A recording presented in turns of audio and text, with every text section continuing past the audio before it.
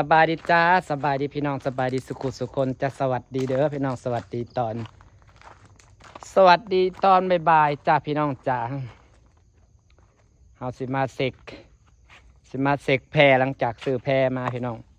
เสกแล้วกับจังสีสั่งไม้มาปู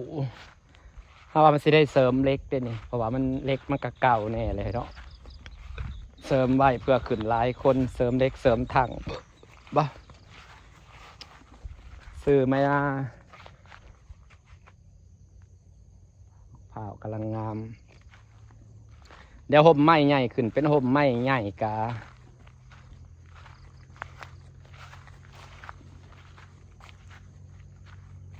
ทั้งนะบริญาพี่น้องขันเสริมนะป้อนเขาโลดป้อนปุ๊บเขาโลดเพราะว่าข้าเจ้าเห็ดล็อกสำหรับเสียบถังไว้อยู่แล้วเด้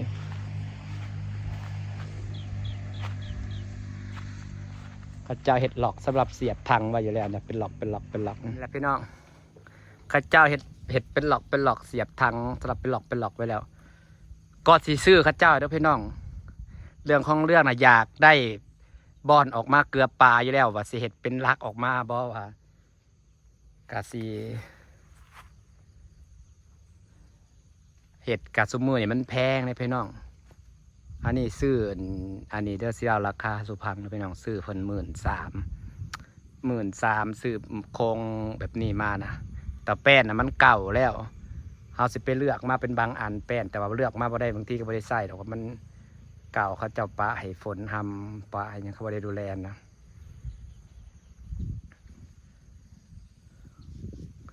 เอากระสีมาหาเบิ่งความพร้อม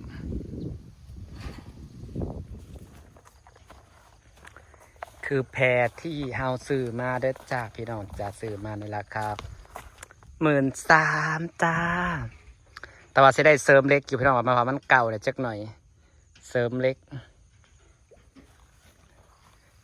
ก่อนจากสิปูไม่รู้ว่าสิเบิดสันใดเสริมก็เสริมบลายดอกนี่พี่น้องเสริมก็เสริมบลายแล้วพี่น้องเสริมนี่ว่าข้าเจ้ามาแต่เดิมข้าเจ้าแล้วข้าเจ้าใส่ห่างอะไรเนาะคอยว่าห่างเลยนี่เขาก็เสริม1 เซนตีขวางมาอีก1 เซนมันแข็งแหงเนาะอันนี้ก็ตัวในนี่ตีขวางมา1 เซนตัวนั้นอาจจะน้อยกว่าตัวนั้นก็ตีขวางมา1 เซนแล้วก็ซื้อสเปรย์กันสนิมมาสีแต่แบบนี้ปูมีเปรย์นอนอันหนึ่งจ้าขนาดเห็ดเองสมมือเนี่ยมันแพงพี่น้องเอ้ยของมันแพง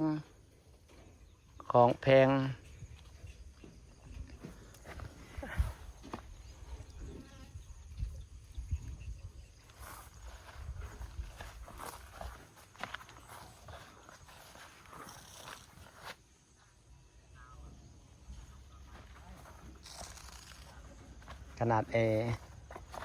าดเบาอ้อยเห็ดอยู่ข้างโคกแท้ๆยังเบิด3-4 หมื่นอันนี้เอาก็เลยที่จริงนั่นข้าเจ้าบริประกาศขายดอก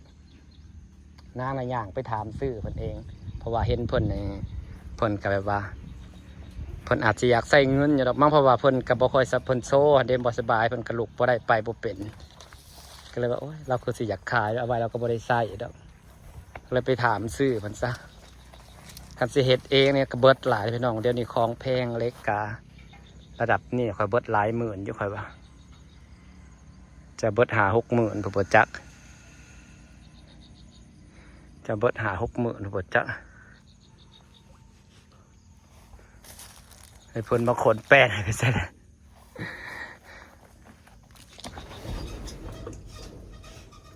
นี่เหล็กมันก็อยากเก่าเนี่ยแต่จังหน่อยมันหลายปีแล้วพี่น้องแต่ว่าเขาก็มาเสริมเอาหลังคามันก่อนสิเสริมออกอีกได้แล้ววะ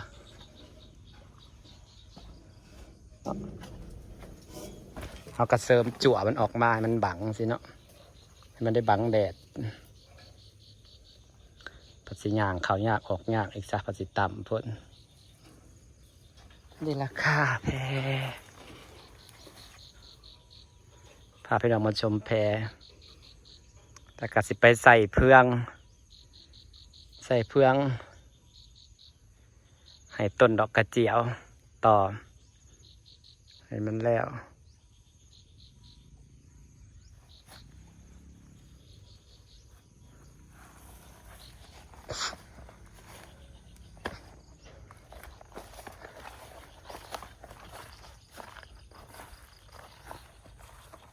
ดอกกระเจียวจ้าพี่น้องจ้าคุมเพื่องคือสิบพ่อดอกให้เพิ่นมาทางเนี่ยแล้วค่อยก็คุมเฟืองพี่น้อง จ้างเพิ่นนะจ้างยังได้เหตุงานละเอียดคือยังได้พี่น้องเพื่อจะเสียให้เบิ่งเด้อ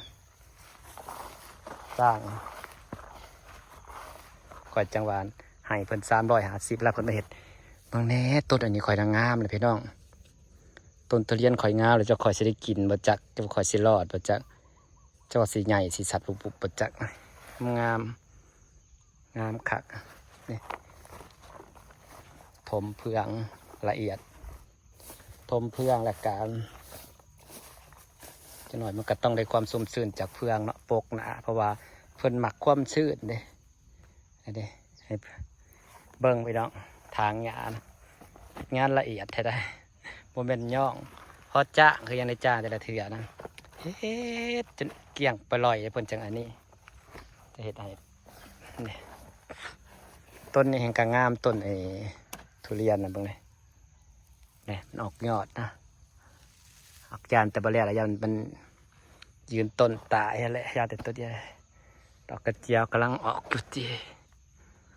งามๆนี่พี่น้องปลาดอกกระเจียวโถ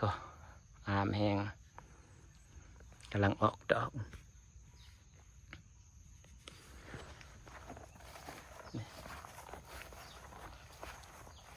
งาม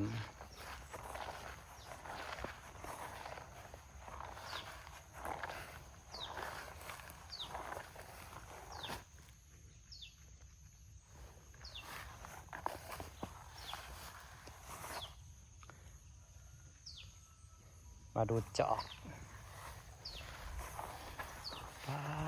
จอกงามคักมันแผ่พันธุ์ไวดีเลยพี่น้องมองเลยของใส่ไก่ให้มันเจือนกระปะให้มันยุงซีเลยกระทำบ่เห็ดเนี่ยมันกระบดเจือน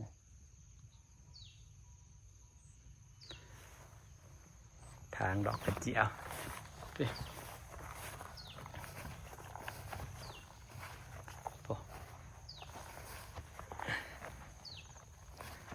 ทั้งแปลนทั้งงาม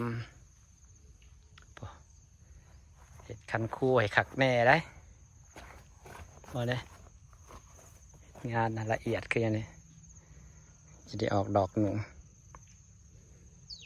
จะเอาฝุ่นมาโหยกันฝุ่นกับปุ๋ยมาโหยงามของป่าดอกกระเจียวครับพี่น้อง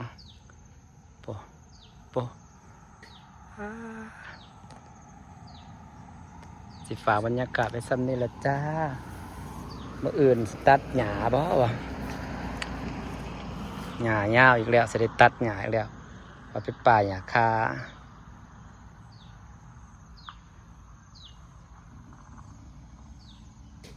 ฝากบรรยากาศไปซ้ำนี่ละจ้าพี่น้องจ้าสวัสดีเด้อ